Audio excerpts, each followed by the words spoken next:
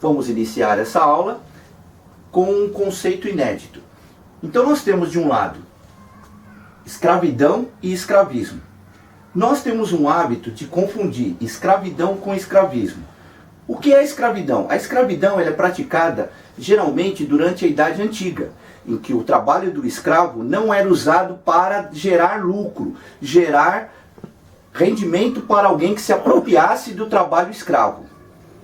Escravismo já é o contrário, é se apropriar do trabalho escravo para gerar lucro, benefícios. É o caso da escravidão no Brasil. O escravo no Brasil, ele se inicia em 1530 e ele se prolonga até 1888. 1530, o início da colonização. 1888, com a libertação dos escravos, a declaração da Lei Áurea. Para sintetizar essa aula, nós vamos dividir o trabalho escravo em dois grandes grupos. Então nós vamos ter a escravidão rural, a praticada no campo, lá nas plantações de açúcar, café e outras plantações do período colonial, e também a escravidão urbana. Então nós vamos ter dois divisórios, a escravidão rural e a escravidão urbana. A escravidão rural, ela é muito documentada. É a da senzala, do açoite, do castigo corporal. As novelas de época têm muito esse retrato. Já a escravidão urbana, ela é praticada dentro das cidades. Então nós vamos ter uma categoria de escravo diferente, que é o escravo de ganho. O que é o escravo de ganho? O escravo de ganho é aquele escravo que é utilizado para gerar lucro para o seu proprietário vendendo produtos. No caso nosso, nós vamos falar sobre as quitandeiras.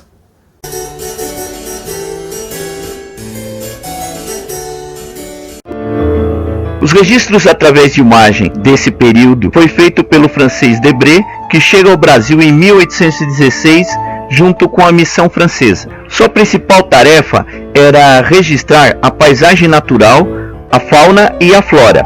Mas Debré também registrou o cotidiano da sociedade colonial, a relação entre senhores de engenho, escravos, a escravidão urbana.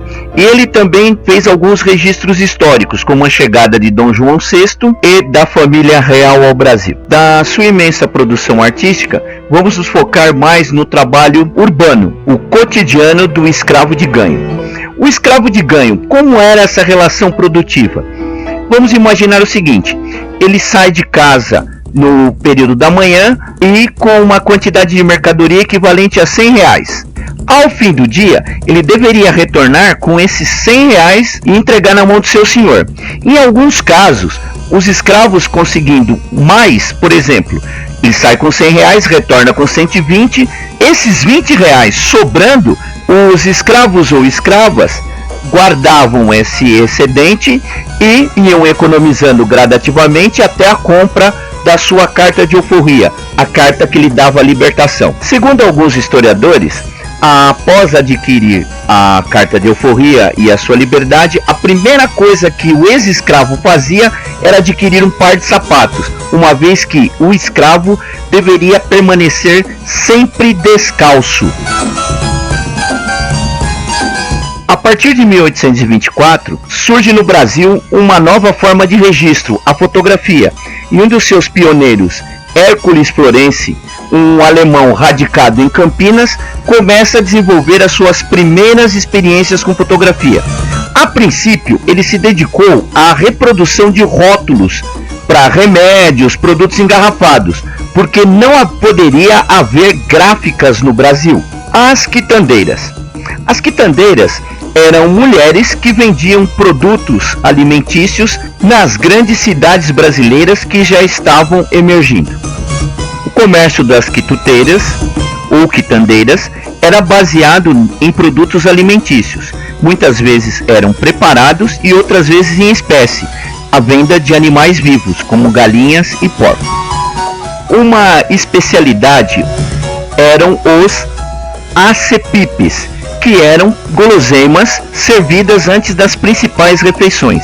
E um dos pratos mais vendidos era o bolinho de traíra. A partir do início do século XX, com a urbanização e a modernização das cidades, essa atividade passou a ser perseguida e combatida pelas autoridades policiais. Os povos submetidos ao escravismo vieram de diversas nações, então seus trajes muitas vezes têm muita diferença. Não confundir com a vendedora de acarajé, tradicional na Bahia.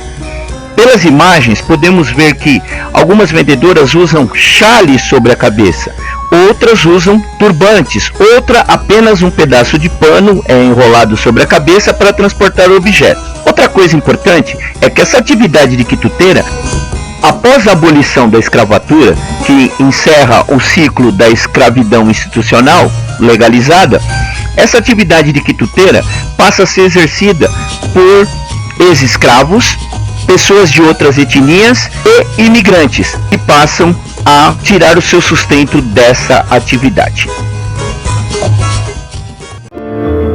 Os registros através de imagem desse período foi feito pelo francês Debré, que chega ao Brasil em 1816 junto com a missão francesa. Sua principal tarefa era registrar a paisagem natural, a fauna e a flora. Mas Debré também registrou o cotidiano da sociedade colonial, a relação entre senhores de engenho, escravos, a escravidão urbana. E ele também fez alguns registros históricos, como a chegada de Dom João VI e da família real ao Brasil. Da sua imensa produção artística, vamos nos focar mais no trabalho urbano, o cotidiano do escravo de ganho. O escravo de ganho, como era essa relação produtiva? Vamos imaginar o seguinte: ele sai de casa no período da manhã e com uma quantidade de mercadoria equivalente a R$100.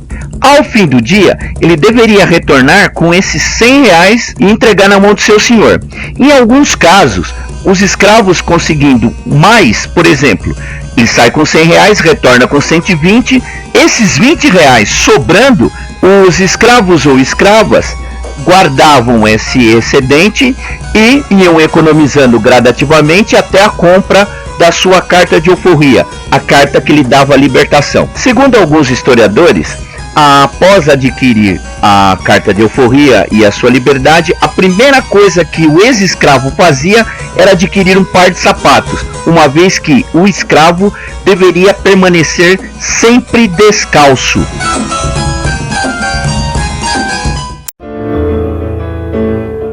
A partir de 1824, surge no Brasil uma nova forma de registro, a fotografia, e um dos seus pioneiros, Hércules Florense, um alemão radicado em Campinas, começa a desenvolver as suas primeiras experiências com fotografia. A princípio, ele se dedicou à reprodução de rótulos para remédios, produtos engarrafados, porque não poderia haver gráficas no Brasil. As quitandeiras. As quitandeiras eram mulheres que vendiam produtos alimentícios nas grandes cidades brasileiras que já estavam emergindo.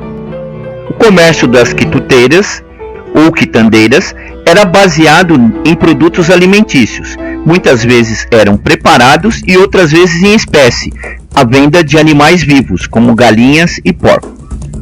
Uma especialidade eram os acepipes, que eram guloseimas servidas antes das principais refeições.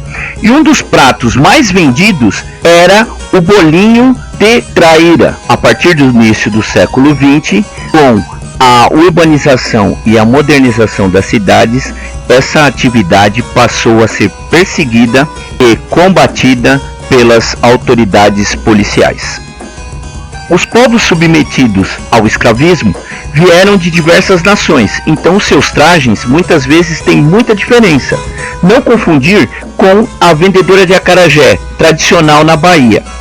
Pelas imagens podemos ver que algumas vendedoras usam chale sobre a cabeça, outras usam turbantes, outra apenas um pedaço de pano enrolado sobre a cabeça para transportar objetos. Outra coisa importante é que essa atividade de quituteira Após a abolição da escravatura, que encerra o ciclo da escravidão institucional legalizada, essa atividade de quituteira passa a ser exercida por ex-escravos, pessoas de outras etnias e imigrantes, que passam a tirar o seu sustento dessa atividade.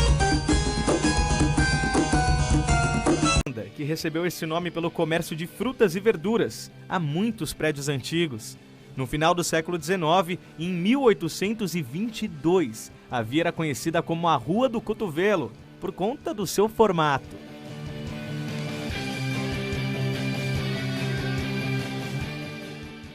E no vai e vem da metrópole, a Ruela termina na Praça do Patriarca, espaço guardado na memória dos paulistanos.